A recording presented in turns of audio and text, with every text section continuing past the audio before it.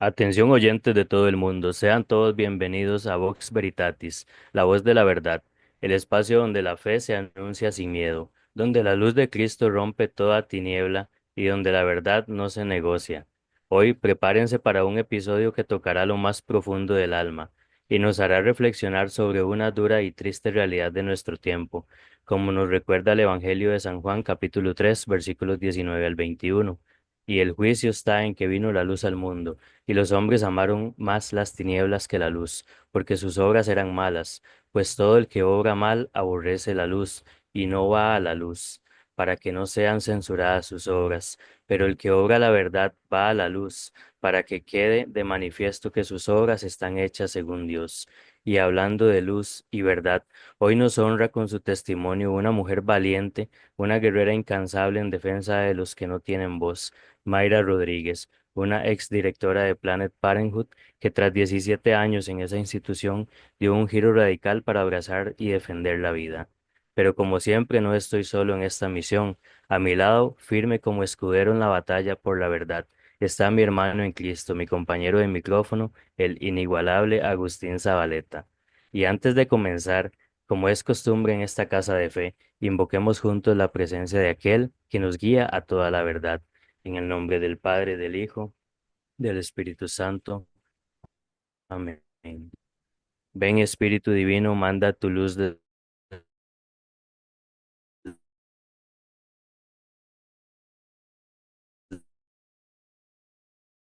el cielo. Padre amoroso del pobre, don en tus dones estuvo hasta el fondo del alma, divina luz, y enriquecenos. Mira el vacío del hombre si tú le faltas por dentro. Mira el poder del pecado cuando no envías tu aliento. Riega la tierra en sequía, sana el corazón enfermo. Lava las manchas, infunde calor de vida en el hielo. Toma el espíritu indómito, guía al que tuerce el sendero. Reparte tus 7 dones según la fe de tus siervos. Por tu bondad y tu gracia, dale al esfuerzo su mérito. Salva al que busca salvarse y danos tu gozo eterno. Amén. Quedamos con Mayra Rodríguez. Bienvenida. Muchísimas gracias, gracias por darme el espacio de contar mi testimonio. Sé que no es una historia fácil, ¿no? Pero es una historia que habla de qué es lo que pasa cuando estamos tan ciegos a la verdad, ¿no? Pero Dios no se cansa de enseñarnos la luz, aunque seamos necios, tercos y testarudos, como decimos los mexicanos, y siempre está buscando cómo salvar nuestras almas. Así que gracias por tenerme aquí. Excelente, muchas gracias, Mayra. Cuéntanos un poquito acerca del inicio, cuándo y por qué empezaste a trabajar en esa institución. Ok, pues verás, yo soy mexicana, nací y crecí en Ciudad de México, guadalupana de nacimiento y de corazón. Nosotros emigramos a Estados Unidos cuando yo tenía 18 años. Sabes, yo siempre tuve como sueño ser doctora en mi país, pero obvio cuando llegué a este país con una visa de turista, eso se complica un poquito más porque no puedes ir a la escuela igual, muy caro. Entonces, una amiga trabajaba para un centro que ayuda a la mujer y ella me contaba, ¿no? Que hacían servicios de prevención, Papa Nicolaos, examen de transmisión sexual, cosas así, ¿no? Ella sabía por mi pasión por el área médica, pues sabía que yo había estudiado relacionado a eso en México como laboratorista clínico, así que me dijo, oye, ¿por qué no trabajas donde yo? Ellos ayudan mujeres, quieren gente que hable español y yo dije, no, pues wow, ¿no? Imagínate que yo voy a poder trabajar cerca del área médica en un país que no es el mío, como casi cumpliendo, ¿no? La idea, ayudando a las mujeres. Cuando te dicen eso, ¿quién no va a decir sí? Y si te dicen que quieren que hables español es porque vas a ayudar a tu propia gente, ¿no? En un extranjero, acá no existimos los centroamericanos, sudamericanos, mexicanos, ¿no? Creo que los inmigrantes de Estados Unidos somos iguales, ¿no? Ya ves, además a todos nos dicen mexicanos, no seamos donde seamos para aquí, a la gente todos somos mexicanos, entonces como que hay una unión, no importa dónde seas, el español nos une, entonces saber que vas a ayudar a la gente que habla español como tú, es así como voy a ayudar a mi gente, a mis mujeres, ¿no?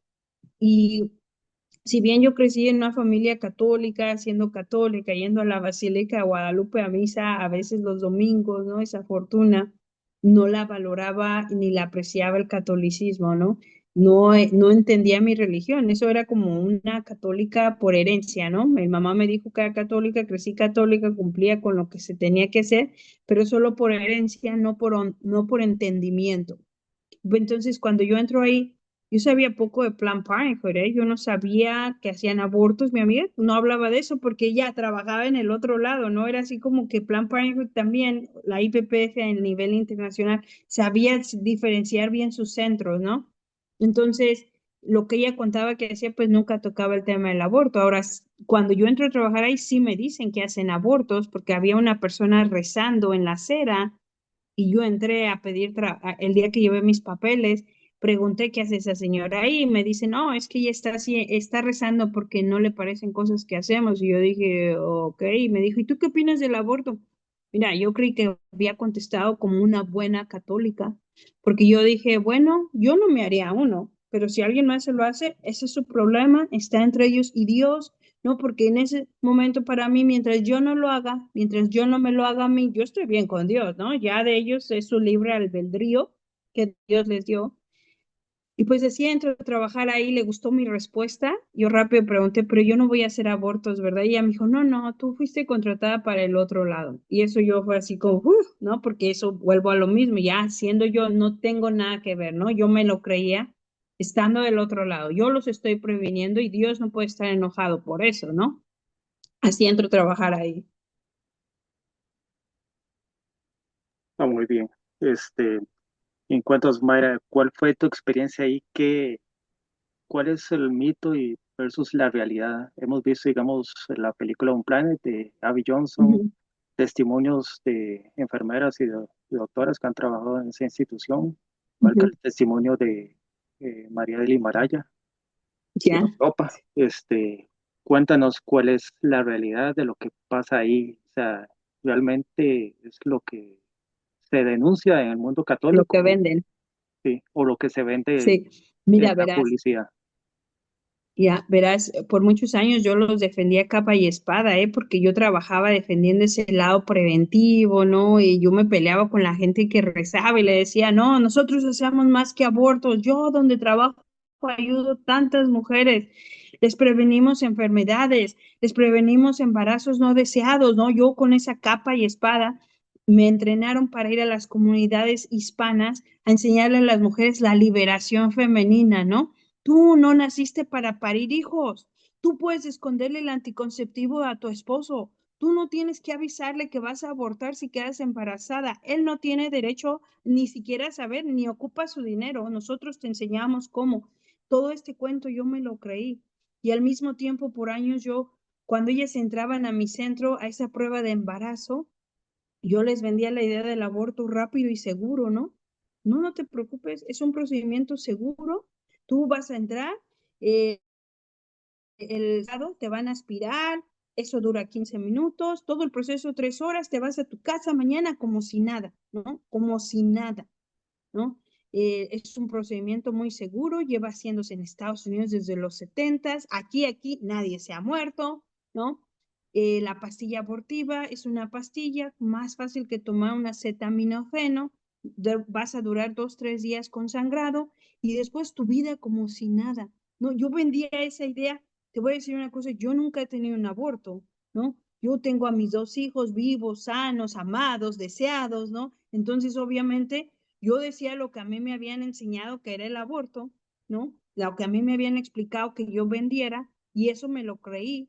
Yo lo vendí de esa forma y yo lo expliqué de esa forma por años. No voy a mentirte que fue así, oh, no, no, por 16 años yo me dediqué a eso y me lo creí. Yo creí que ayudaba a las mujeres, ¿no?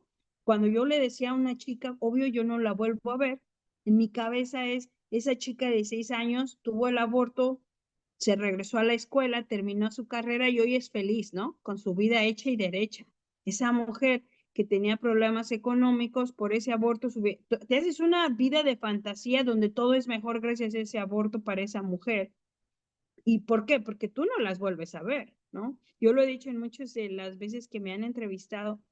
¿Cuántas veces una mujer regresó al centro y me dijo, hola Mayra, vengo a darte las gracias por el aborto que me sugeriste, ¿no? Porque gracias a eso mi vida es mejor. ¿Cuántas mujeres me topé que me dijeran eso? Cero. ninguna nunca regresó a darme las gracias por yo haberla mandado al laboratorio, ¿no?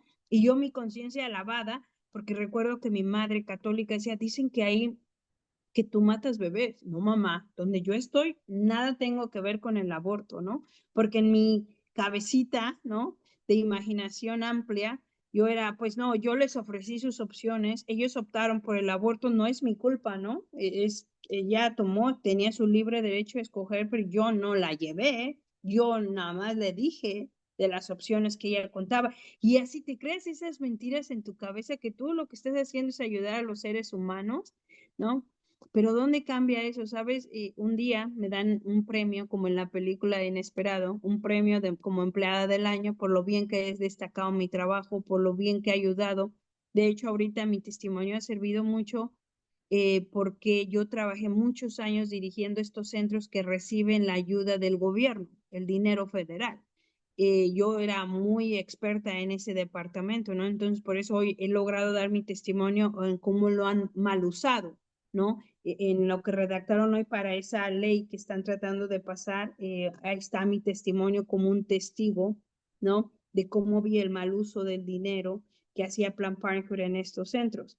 ¿Y dónde lo aprendí? Bueno, pues cuando me dan ese premio al empleado del año por lo bien que he sido, 16 años, fiel, entregada, ¿no? Porque tú sabes, los inmigrantes venimos aquí y damos el 100.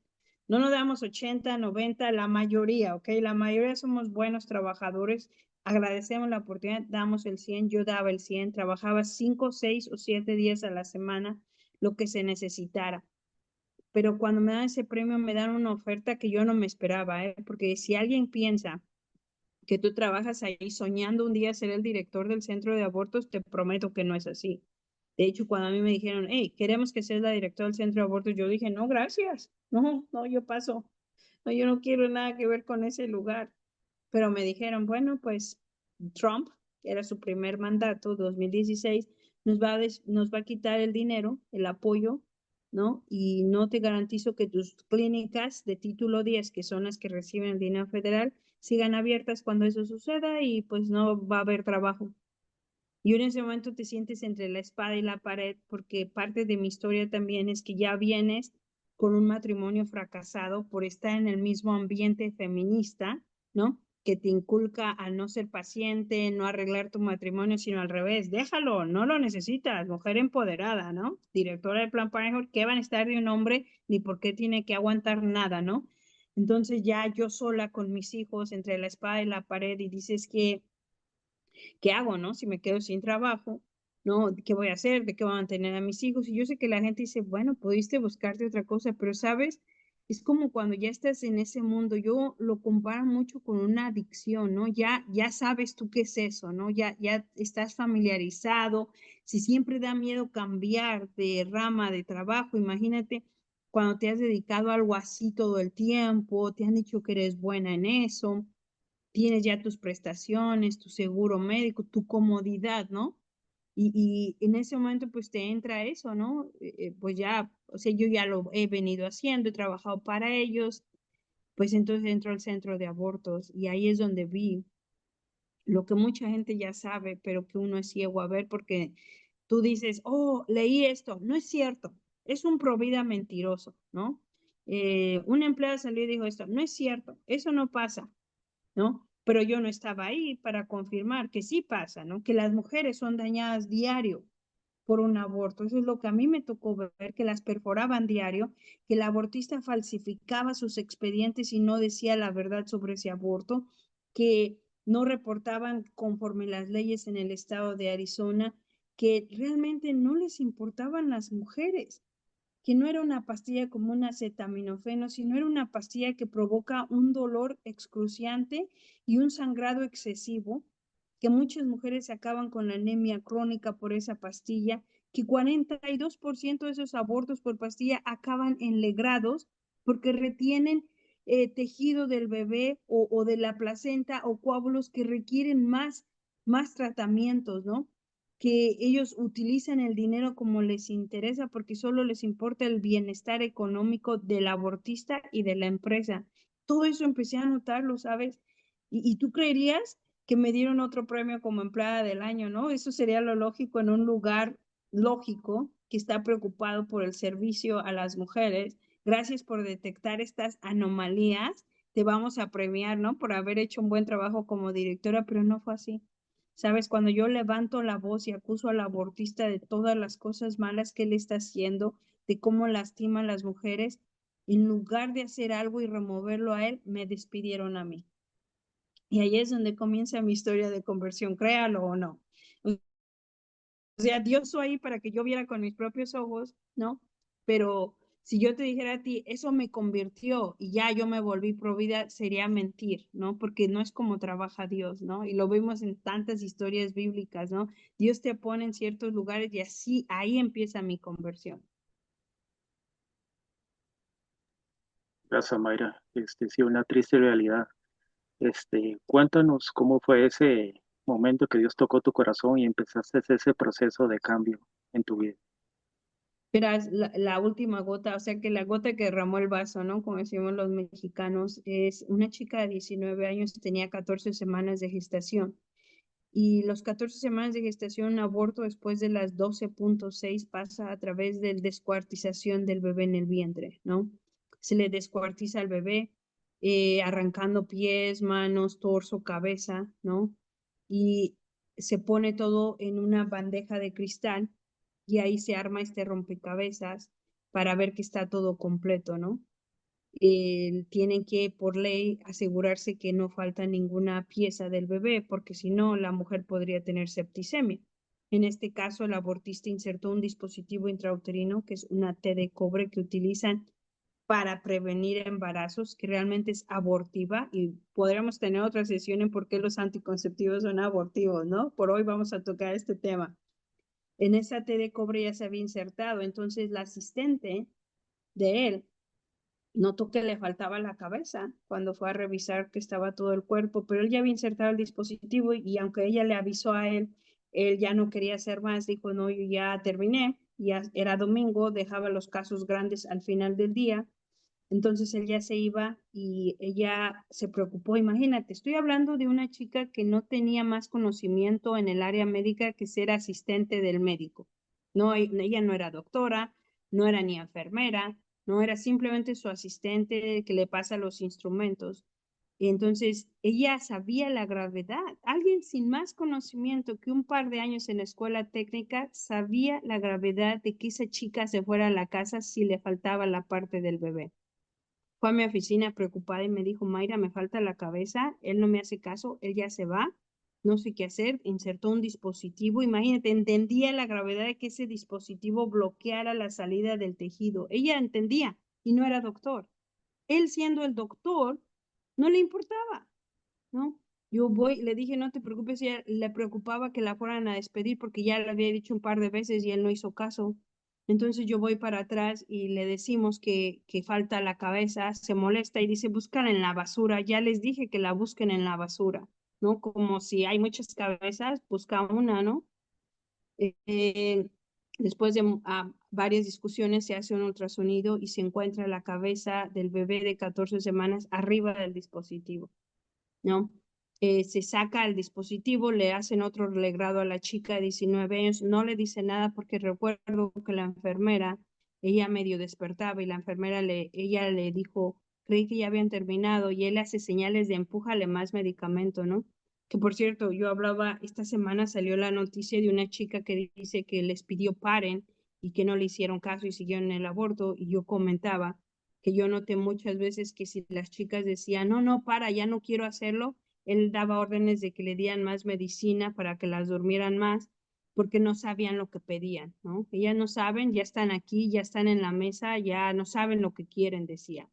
Y les empujaban más medicina la medicina era como para tenerlas en una zona donde no sienten, pero no se acuerdan, ¿no?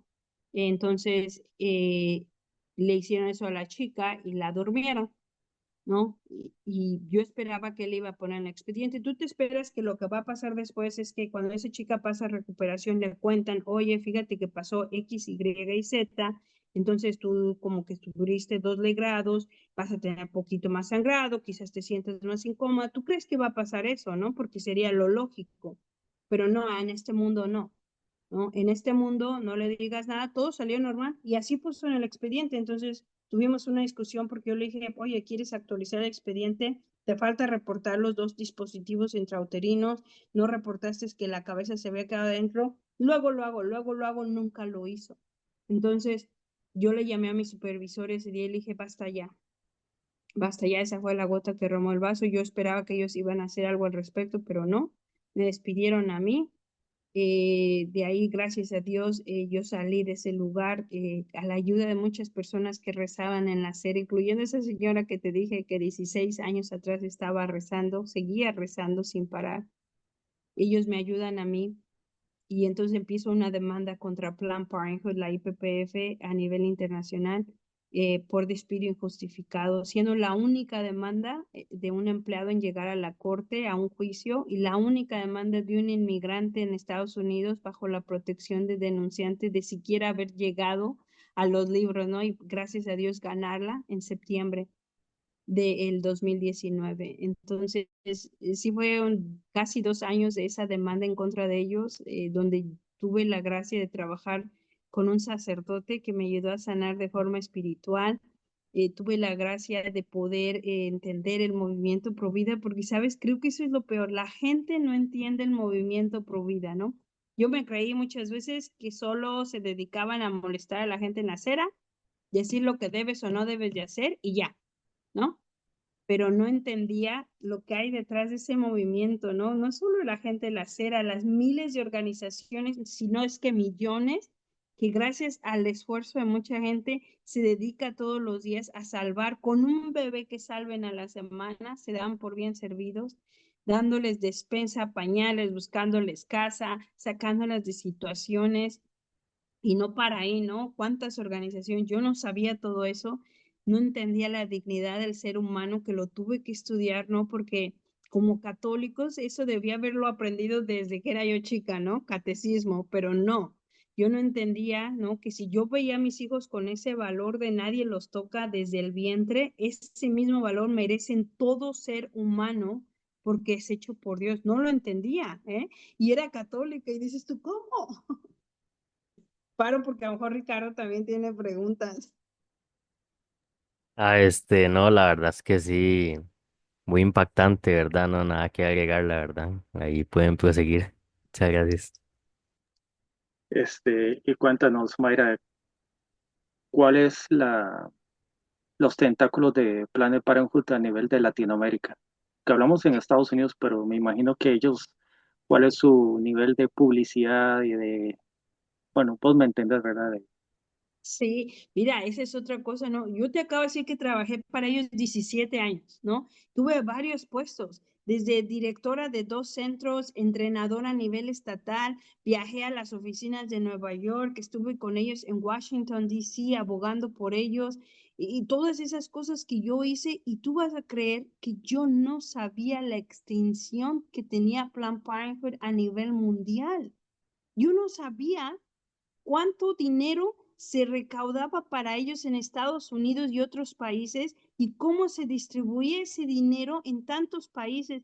No sabía que era culpa de ellos legalizar el aborto en tantos países de Latinoamérica y Centroamérica, Norteamérica, ¿no? Como México, en países europeos, africanos, asiáticos. Yo no sabía quiénes eran ellos a nivel mundial. Cuando yo gano mi demanda, yo dije, no, yo no, es que qué bonito que ya gané, ¿no? Pero no puedo parar aquí porque el daño que ellos han hecho a nivel internacional es extenso y demasiado, ¿no? Cómo utilizan ese dinero para tener aliados, como le llaman ellos, afiliaciones aliadas que les entregan el dinero, casi como un lavado de dinero, ¿no? ¿Cómo no los ponemos al mismo nivel del cartel de México? Para mí sería genial que ellos estuvieran al mismo nivel como terroristas porque no tienen otro nombre que terrorismo lo que hacen en nuestros países, que con ese dinero lleguen a lavarle el cerebro a las mujeres, porque ¿qué es lo que a mí me enseñaron? No nada más como católicos y como creyentes de Cristo entendemos el matrimonio, ¿no? Simplemente a nivel social. Cuando una pareja decide irse a casar, deciden ser fiel el uno al otro. ¿no? No mentirse, estar juntos en la enfermedad, aunque no sea religioso el matrimonio, se repiten casi las mismas palabras, ¿no? Entonces, yo estaba entrenada a ir a decirle a las mujeres hispanas, latinas, oye, tú no tienes por qué avisarle a tu esposo de los anticonceptivos, escóndeselos. Cuando eso es una falta de lealtad hacia su esposo, porque si bien deben estar en la misma página en si quieren procrear o no procrear familia, esa no es la discusión, sino deben de estar en la misma página y respetarse, ¿correcto? Entonces yo enseñarle a esa mujer a eso, o enseñarle a esa mujer a cómo abortar sin permiso de su esposo, porque ella ya es una mujer grande, no tienes por qué tener permiso, iba en contra del matrimonio, ¿no? Y era una forma de dividir el matrimonio y dividir a esas familias, ¿no? Porque eventualmente la verdad sale a la luz, la esposa iba a tener que confesar ese aborto, ese anticonceptivo escondidas, ¿no? Esos daños que sufrieron por el aborto, ese matrimonio en casi que 80% de las veces se rompe cuando hay un aborto, ¿no? O una mentira o un engaño, ¿no? Entonces, imagínate, son la división de familias. Yo todo eso culpo a la IPPF, la división entre los padres y los hijos, ¿no? Porque te entrenan a ir a la escuela a decirle a tus hijos, hey, tú puedes venir a verme a mí al centro, yo te puedo dar anticonceptivos, condones, no tienes ni que pedirle permiso a tus padres, ni siquiera se van a enterar, ¿eh? Porque yo no les voy a avisar, tú no los tienes que decir, no necesitas su permiso. ¿Te imaginas? Así empieza esa división, la estamos viendo hoy cuando es esta misma organización que está yendo a nuestros países a darles cómo hablarle a los niños de ser transgénero o identificarse de un género del otro y cómo empezar con los bloqueadores de pubertad, no le digas a tus padres, tampoco tienen por qué enterarse, hasta el punto de llegar a manejar a nivel legislativo, ¿no? Meterse en nuestros países e inculcar políticos pagados, no tienen otro nombre, para apoyarlos en estas legislaciones, en estas leyes donde nos quitan cada día nuestros derechos como padres, no nada más desde el vientre, porque hablamos por los hombres, ¿no? ¿Cuántos hombres no tienen ni voz ni voto sobre qué pasa sobre ese hijo en el vientre? Desde ahí ya perdió sus derechos como padres y encima, cuando nacen los hijos, no tienes derecho si quiere un aborto, tú no tienes ni derecho si quiere hormonizarse, no tienes ni derecho si quiere tomar anticonceptivos. Desde ahí empezamos a perder los derechos como padres, ¿no? Entonces yo no sabía todo eso trabajando por ellos, me enteré ya no siendo su empleada, ya estando del otro lado. Me entero de todo este financiamiento que hay de la IPPF a nivel internacional, de lo que empujan, de cómo trabajan en contra, no nada más de la religión, ¿no? No nada más en contra de Cristo, pero en contra de la sociedad, porque nadie que esté en su sano juicio puede ver la división de familias como algo positivo.